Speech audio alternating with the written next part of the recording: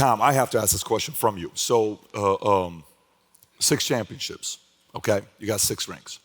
So, from a fan's perspective, and we've had this debate with friends, just to kind of see which one it is. What drove you more? Was it to get one more than Belichick or one more than Michael? It was neither. I promise you. Tom. I promise you. It wasn't. It was. When I really doubled down on my health and wellness in about 2013 with Alex, who I referred to earlier, and I said when I turned 30, I want to play till I'm 40.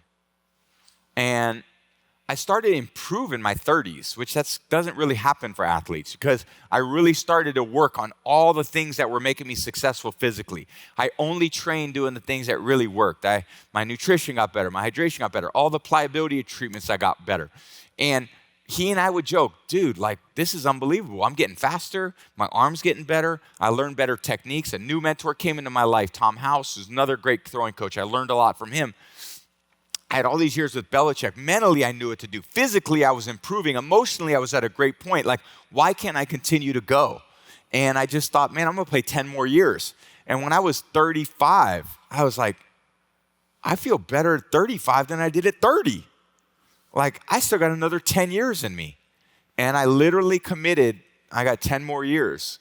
And I said, I'm going to play till I'm 45 years old.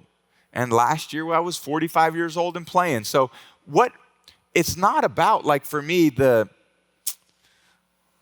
I made that decision at 35, it wasn't, I'm going to play until I win 7 Super Bowls. I never once said that.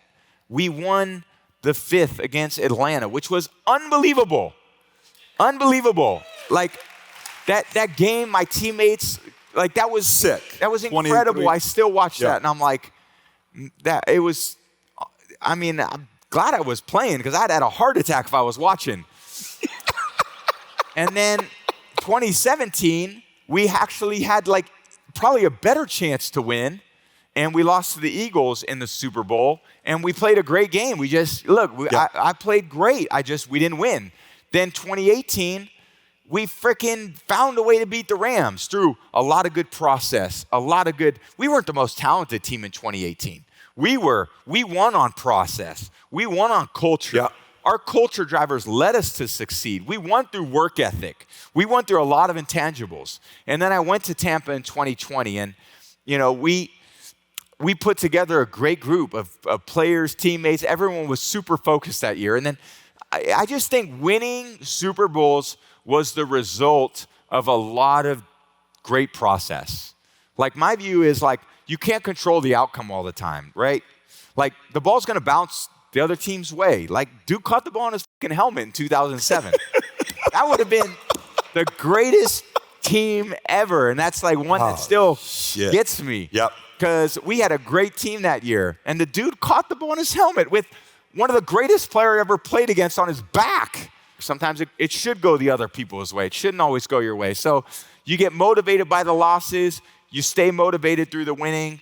What you can control is your process. You can control those intangibles. You can control the work ethic, the consistent discipline, your attitude, your culture, how much you care. All those things are in you. They just need to be drawn out of you. And really, when you're in that position that you feel like you're got those pretty well under control, then you start passing those on to the other people that you're working with, that are parts of your team. Because I don't care how good any one of you are sitting out there. It doesn't matter unless you got a great team around you. You could be great. You probably are great. You need a lot of other great people to support you. Tom, and I absolutely. I appreciate the answer. It's awesome. It's great. But I'm selfish and greedy, man. I got to push back. Let me tell you why. Okay, so I'm writing a book right now. It's going to come out December 5th. It's not out. It's going to come out in like 4 or 5 months. It's called Choose Your Enemies Wisely. I think you've chosen your enemies wisely, because I think for me, I'm driven by enemies. I can't even describe it to you. Like, I have a list of all the quotes, everything they said, what they looked at. I mean, names are for me to know what I'm driving at this point in my life. And then you graduate enemies, and then you say good things about them, and you go find new ones. And then boom, new ones. Boom, new ones, right? Okay. So let's say that's really the reason. Let's buy into them. We're going to be skeptical as fans, and we'll have our beers and talk and say, I don't agree, I agree, we'll do our part, right? Yeah. Because you're the guy, we're on the other side. I don't know. If you're going to do that, then you would have stayed with the team and you would have wrapped it up there. Robert Kraft is willing to give you a one-day contract. I think he said it this year, May 23rd, to come back, pay Trees. I want to do the ceremony, which frickin' is going to be sick. Of course, whether he's joking or whatever, I'm just being playful about it. But, you know, he loves you the way he looks at you. He's got so much love for you. But you come back and you get your 7th. Just like you said, maybe 1% the media drove you. Which one of the two drove you more? Even if it's by 1% or 0.5%, is in having one more than Michael or Belichick? I gotta ask you, bro, you're killing me. Even if it's 0.5%, one of the two. I would rather have won than lost. And I'd rather have 7 than 6. I get it. But if Coach Belichick was to win a Super Bowl this year, I don't think it takes anything away from me. I think it only adds to how great he is. Like, I have a great appreciation for him because without him, I'm not sitting here today. So, like, he wasn't my competition. He was my competition when I played against him that one game, and we won. But he wasn't, like, I genuinely root for them. I really do. Like, I think every once in a while, and maybe you guys have seen little snippets of me that, I do have a little grudge from time to time. And I think that's totally fine. I think emotion, maximizing and optimizing our potential is physical, mental, and emotional. I believe that.